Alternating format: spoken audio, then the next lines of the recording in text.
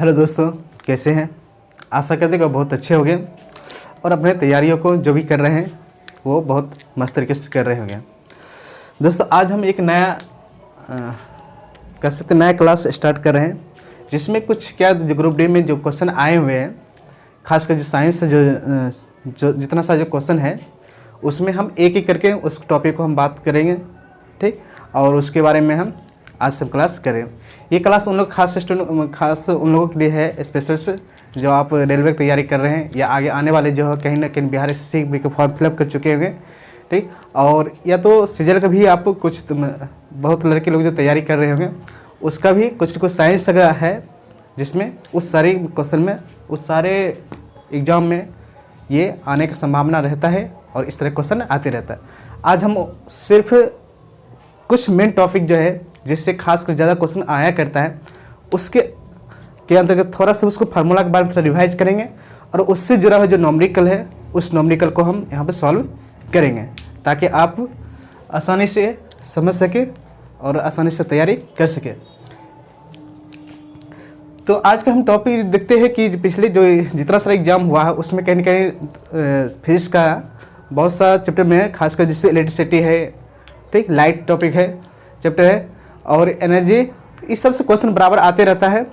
और इसी के अंतर्गत हम एक चैप्टर जो चल रहे हैं जिसका नाम है इलेक्ट्रिसिटी यानी कि विद्युत धारा। तो इलेक्ट्रिसिटी के बारे में कुछ इलेक्ट्रिसिटी जिसको हम बोलते हैं विद्युत धारा, इसके अंतर्गत जो भी आता है मेन जो फार्मूला है जो कंपटीशन लाइक है उसके बारे में हम पहले डिस्कस कर लेते हैं, तब उसके बाद चलते आगे के। तो विद्युत धारा के बारे में हम जब भी पढ़ते हैं तो सबसे पहले हमको पढ़ना पड़ता है आवेश के बारे में, ठीक। आवेश चार्ज, इसका क्या फार्मूला होता है इसके बारे में हम जानते हैं। आप लोग जानते हैं कि पहले हम थोड़ा सा कुछ कॉन्सेप्ट पढ़ लेते हैं। जैसे कि मान लो कोई भी एटम है, इसके पास आपको पता है इलेक्ट्रॉन होता है, प्रोटॉन होता है, और इलेक्ट्रॉन और प्रोटॉन दोनों आपस में बराबर होते हैं। इसकी संख्या क्या होता है? आपस में बराबर होता है, जिसकी वजह से एटम जो कहलाता है क्या आपको उदासीन होता है। क्या होता है? उदासीन होता है, ठीक।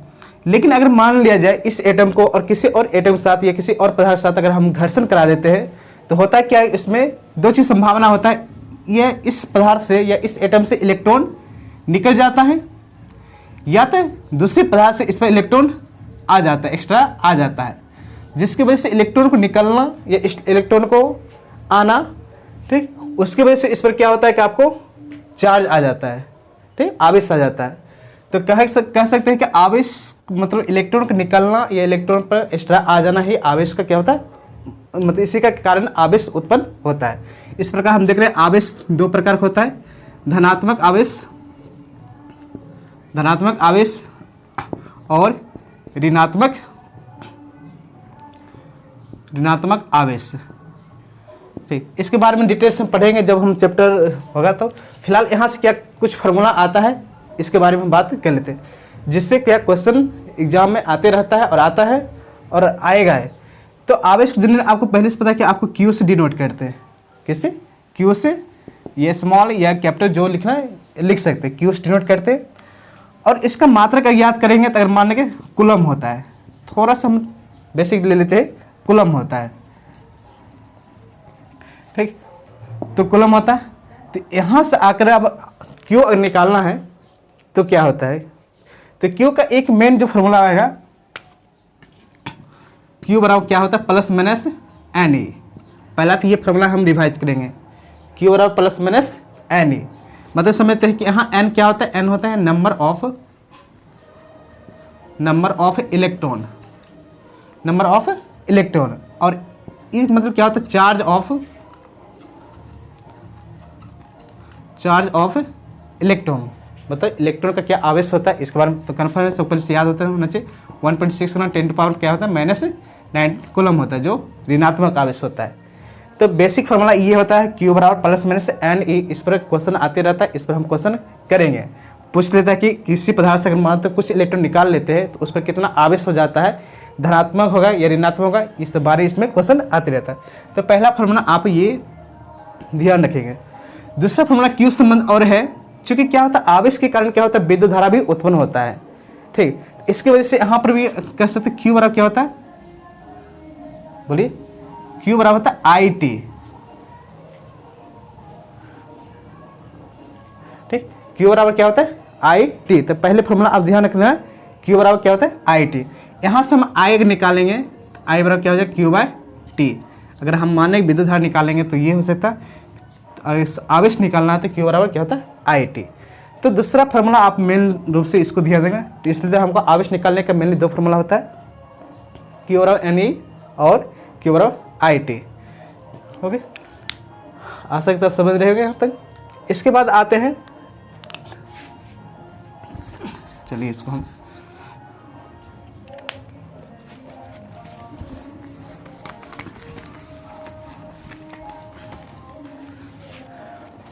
ठीक, अभी हमने क्या क्या निकाले सूत्र, क्यू बराबर निकाले थे प्लस माइनस एन ई, एक ही फार्मूला था, और क्यू बराबर निकला है आई टी, ये फार्मूला। तीसरा पॉइंट अगर बात करते हैं विभव, विभव क्या होता है इसके बारे में हम पढ़ लेंगे। ठीक, जिसको बोलते हैं पोटेंशियल डिफरेंस, पोटेंशियल डिफरेंस। तो विभव को हम जनरल क्या होता है भी से डिनोट करते हैं, किससे, भी से। इसके बारे में पढ़ेंगे विभव क्या होता है, माने कि कोई भी आवेश को हमको किसी विद्युत क्षेत्र के अंदर लाने में जो हमको एक्स्ट्रा कार्य करना पड़ता है उससे क्या होता है, उसको विभव कहलाता है। तो यहाँ पर भी का फॉर्मूला हम याद करेंगे, W बाय क्यू। भी बराबर क्या होता है, आपको इसे एक्चुअली डिवाइड कर रहे हैं। ठीक है, इसको डिटेल्स अगर पढ़ना है तो आपको बाद में हम बता सकते, पढ़ सकते। तो भी बराबर क्या होता है W बाय क्यू। यहाँ से आप W भी निकाल सकते हैं, W बराबर क्या होगा भी क्यू। ये फॉर्मूला आपको ध्यान होना चाहिए, भी बराबर W बाय क्यू, W बराबर क्या होता है भी क्यू। ठीक, यहीं से अगर बात करें विभवांतर है, तो विभवांतर मतलब विभव में अंतर विभवांतर कहते हैं। तो ये कभी भी हो सकता है, मानते भी ए माइनस भी बी। ये फार्मूला विभवांतर से संबंध आपको ध्यान रखना है। ये निकल गया भी, डब्ल्यू यहाँ से निकाल सकते और यहाँ से विभवांतर की बात कर सकते, तो विभव हो गया।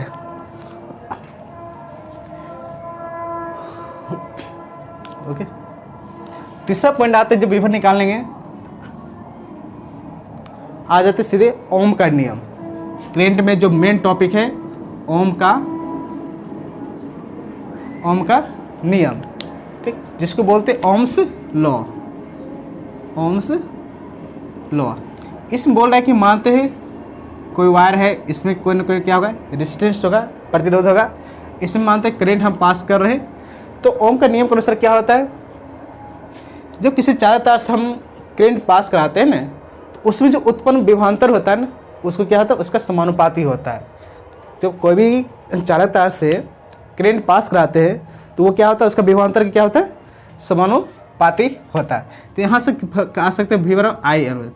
ठीक, यहाँ कांस्टेंट टी कर ले, कभी कभी ये पूछ सकता है। ठीक, मतलब वहाँ पर नियत कौन सा नियत होगा, टेम्परेचर को नियत करने पर तब इस रूल का काम करता है।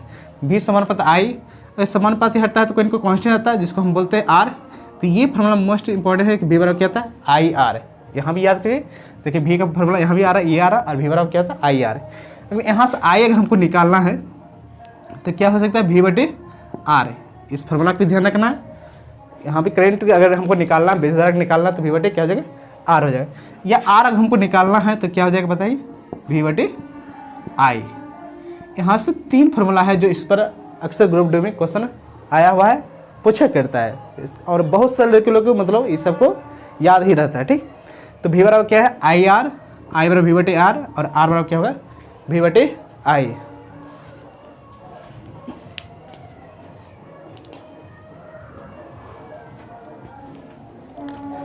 ठीक, तो ये फार्मूला भी आप ध्यान रखना।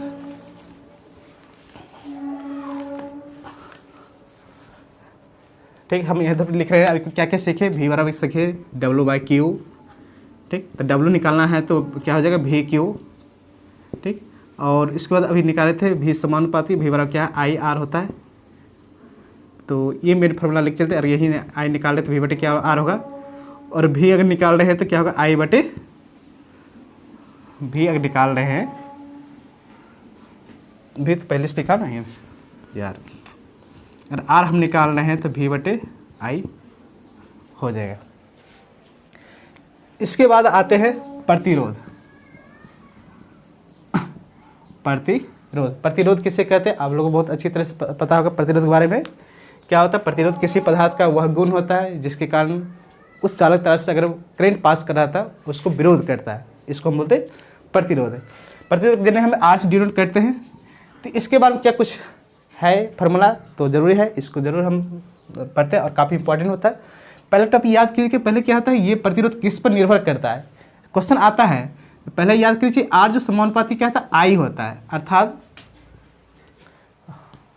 यार आई का आर समानुपाती एल, सॉरी आर समानुपाती एल होता है। मतलब कहने की कि आर जो होता है प्रतिरोध लंबाई क्या होता है, समानुपाती होता है। क्वेश्चन यहाँ से आता है कि जब किसी चालक तार को लंबाई बढ़ाइएगा तो प्रतिरोध क्या होगा, बढ़ेगा, अगर लंबाई घटाइएगा तो प्रतिरोध घटेगा। तो पहला पॉइंट ये ध्यान। दूसरा समझना कि आर जो होता है ना वृत्त समानुपाती होता है उसके अनुप्रस्थ काट क्षेत्रफल के, मतलब उसके एरिया के विपरीत होता है, ठीक, वृत्त समानुपाती होता है। तो ये दोनों का अगर हम लेकर चल रहे हैं तो क्या होता है, आर समानुपाती एल बाय ए। अगर आर इस समानुपाती हटेगा तो कोई ना कोई कांस्टेंट आता है जिसको हम रो बोलते हैं, एल बाय ए। ये फार्मूला भी काफ़ी इंपॉर्टेंट है, इस पर भी बहुत सारे क्वेश्चन आते रहता है जिसको हम पढ़ेंगे। ठीक, ये आर बराबर क्या होगा, रो एल बाय ए। और ये रो क्या है, प्रतिरोधकता होता है, प्रतिरोधकता हमको निकालना है, ठीक, इसको निकालना तो क्या हो जाएगा आर ए बटे एल। एक इम्पॉर्टेंट है ये प्रतिरोधकता को, इसको बोलते क्या, प्रतिरोधकता, ठीक। इसका अगर एसआई मात्रक निकाला जाए, इसका एसआई मात्रक अक्सर एग्जाम में पूछ देता है। तो हम देखते हैं आर का क्या होता है, आप प्रतिरोध की पहले से याद है कि ओम होता है, ठीक, ओम, और एरिया क्या होता है मीटर स्क्वायर बटे लंबाई क्या होता है मीटर। यहाँ से मीटर से कैंसिल हुआ तो इसलिए एसआई मात्रक क्या हो जाएगा आपको ओम मीटर। ये बहुत बार एग्जाम में भी आया हुआ क्वेश्चन आते रहता है, आपको ध्यान हो जाए प्रतिरोधकता के बारे में। बस हमको ये फार्मूला यहाँ से याद करना है। आर जो होता है क्या होता है, लंबाई समानुपाती है और उसके क्षेत्रफल की वृत्त समानुपाती है, और सब मिला के क्या होता है आर बराबर रो इंटू एल बाय ए। ये सारे पदार्थ को दिया होता है, प्रतिरोधक वैल्यू दिया होता है, याद आपको याद करना पड़ेगा। तो इस प्रकार हम देख रहे हैं यहाँ पर फार्मूला भी यहाँ तक आ गया है, प्रतिरोध का फार्मूला आ चुका है। ओके,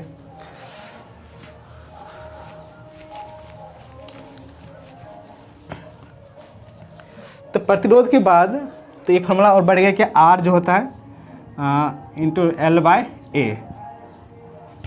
यहाँ तक भी इसका फार्मूला मेन आ गया, ठीक। इसके बाद प्रतिरोधकता की बात हो गया, तो इसके बाद आता है आपको कॉम्बिनेशंस ऑफ रेजिस्टेंस आता है, कॉम्बिनेशंस ऑफ रेजिस्टेंस, ठीक, या बोल सकते प्रतिरोधों का संयोजन। अगला प्रतिरोधों का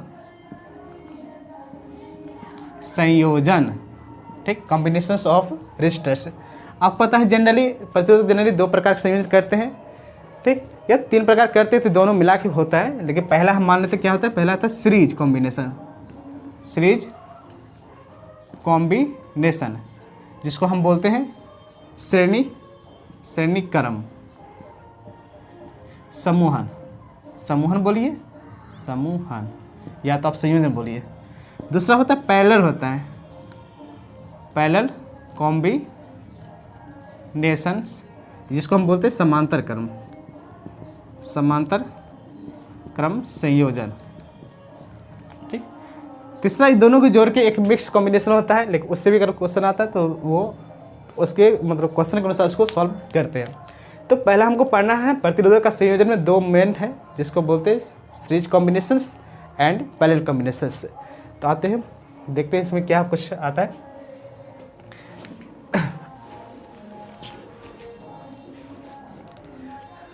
तो पहला अगर मान हम सीरीज में आ रहे हैं, सीरीज मतलब श्रेणी क्रम संयोजन है।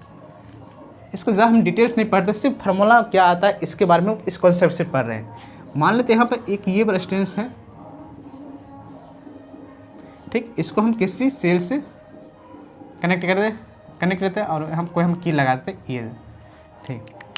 तीन प्रतिरोध को हम श्रेणी क्रम लगाते हैं। मान लेते इसका प्रतिरोध क्या है, R1 है, ये R2 है और ये क्या है R3। इससे हम करंट पास हम आई कराते हैं, इससे करंट। इसका मेन पॉइंट आपको जो ध्यान देना है उसको हम देखते हैं। इसके लिए फार्मूला क्या हो जाएगा आपको R1 plus R2 plus R3, ठीक, R1 plus R2 plus R3। मतलब जितना सारा आपको श्रेणी क्रम में जो भी प्रतिरोध जुड़ा हुआ है उस सबको हम योगफल के बराबर कर देंगे तो वो उसका क्या समतुल्य प्रतिरोध निकलता है। ठीक, इस पॉइंट यहाँ पे आपको याद रखना है, यहाँ का जो करेंट मतलब जो विद्युत धारा जो होता है आई, वो सेम होता है, वो क्या होता है, समान होता है। ठीक, आज के इस तरह ग्रुप डी पूछता है कि एक आपको ए बी सी डी करके देता है चारों ऑप्शन, अब चारों ऑप्शन कौन सही है, 2 सही है, 3 सही है, 4 सही है, तो उसमें बहुत थोड़ा प्रॉब्लम होता है। इस पॉइंट इसलिए समझ लेना क्या, इसमें क्या होता है, सारे प्रतिरोधों का योगफल के बराबर होता है। और इसमें जो होता है श्रेणी क्रम में जितना से जो करंट जो पास करता है, विद्युत धारा जो पास होता है वो क्या होता है, समान होता है।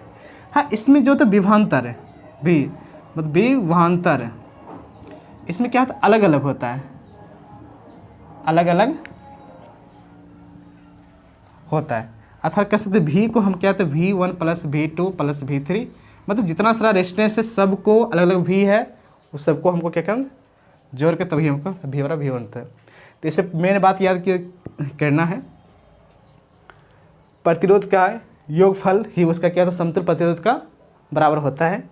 करंट क्या होता है, इसमें समान होता है, विभवांतर अलग अलग होता है। एक पॉइंट और याद कीजिएगा, इसमें जो हम समतुल्य प्रतिरोध निकालेंगे, समतुल्य प्रतिरोध निकालेंगे, प्रतिरोध सारे प्रतिरोध से क्या होता है, सारे प्रतिरोध से जो जुड़ा हुआ है इसमें सारे प्रतिरोध के मान से, परिमाण से क्या होता है, उससे अधिक वैल्यू आता है। तो सीधे क्वेश्चन आता है कि श्रेणी क्रम में जो समतुल्य प्रतिरोध होता है क्या होता है, तो उसमें सारे प्रतिरोधों को से मतलब प्रतिरोध के परिमाण से क्या होता है, अधिक आता है। तो इस प्रकार की ये आप याद करना है, श्रेणी क्रम में ये 3 पॉइंट ध्यान करें। ठीक, इसके बाद समांतर क्रम में देखते हैं। समांतर में क्या क्या क्या फार्मूला आता है, समांतर क्रम जिसको बोलते हैं पैरेलल कॉम्बिनेशंस ऑफ रेजिस्टर्स। इसके से पहले आप थोड़ा सा फिगर ड्रॉ कर लेते हैं, इसको देखना है।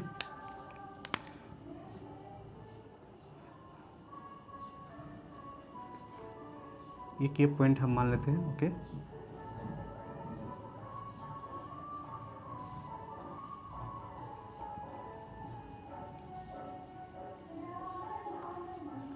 इसको हम कोई सेल से कनेक्ट करते हैं ताकि करंट इसमें पास करें।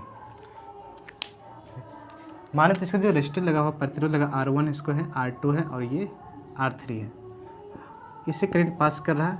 एक पॉइंट यहाँ ध्यान दीजिएगा आप, करंट का अगर रास्ता बदल जाता है ना, रास्ता बदल जाता है तो वहाँ पर जो होता है ना, करंट भी अपने आप बढ़ जाता है। इसलिए यहाँ पर I1 हो जाएगा और मान लेते इधर I2 हो गया, इधर क्या होगा I3, और इसी तरह मिल के फेस क्या हो, I बन कर इसमें आकर आ जाएगा। तो इसमें क्या फार्मूला होता है, इसमें देखते हैं। इसका पहले कुछ पॉइंट हम मानते याद कर लेना है। इसमें ये क्या होता है, विभवांतर जो सेम होता है, मतलब विभवांतर क्या होता है, विभवांतर सेम होता है। इसका समतुल्य प्रतिरोध निकालेंगे तो विभवांतर सेम होता है, मतलब समान होता है। सारे प्रतिरोध का जो विभवांतर होता है समान होता है। लेकिन इसमें क्या होता है, विद्युत धारा बढ़ जाता है। विद्युत धारा क्या होता है, विद्युत धारा बढ़ जाता है, बढ़ जाता है, जिसके वजह से क्या हो जाएगा, I अगर मान लेते तो I में क्या हो जाएगा, I1 + I2 + I3, अगर मान तीनों है समय I, ये I क्या बढ़ के I1 I2 I3 हो जाता है। इसमें आपको पता है कि I बराबर फॉर्मूला हम बताए थे, I बराबर क्या होता है V/R। अगर मानते इसका समतुल्य प्रतिरोध है अगर RP हो, यहाँ क्या हो जाएगा V बराबर RP। ठीक, V बराबर इसको हम R1 + V R2 + V R3, यहाँ से आप देख लो V कैंसिल हो जाएगा। तो इसका मेन फॉर्मूला तब आपको क्या हो जाएगा, 1/RP = 1/R1 + 1/R2 + 1/R3। चूँकि हम जान रहे हैं कि अभी फार्मूला का ही मेनली फोकस कर रहे हैं, क्या फार्मूला आएगा और इस पर कैसे क्वेश्चन आएगा, तो इस तरह की बात चल रहे हैं। तो यहाँ आपको क्या है, समांतर क्रम में मेन पॉइंट जो है क्वेश्चन आते रहता है, जिस पर आता है तो उसको हम यहाँ पर हमने लिख दिए। विभवांतर समान होता है। इसमें पहला पॉइंट है विद्युत धारा क्या था, आपस में बढ़ जाता है। ये जितना प्रतिरोध लगा हुआ रहेगा तो वहाँ पर क्या होगा, बढ़ जाएगा। क्योंकि इसलिए I को हम क्या किया, I1 I2 I3 में बांट दिए। इसलिए ओम का हम नियम लगा के क्या होता है, एक फार्मूला आ जाता है 1/RP = 1/R1 + 1/R2 + 1/R3। तो इसमें और पॉइंट याद कीजिएगा, इसमें जो होता है इसका देखिएगा सारे जो प्रतिरोधक है उसके व्युत्क्रम के योगफल का क्या होता है, बराबर होता है। तो कह सकते हैं इसका जो समतुल प्रतिरोध होता है, इसका जो समतुल प्रतिरोध जो होगा, ठीक, सारे प्रतिरोध से क्या होगा, सारे प्रतिरोध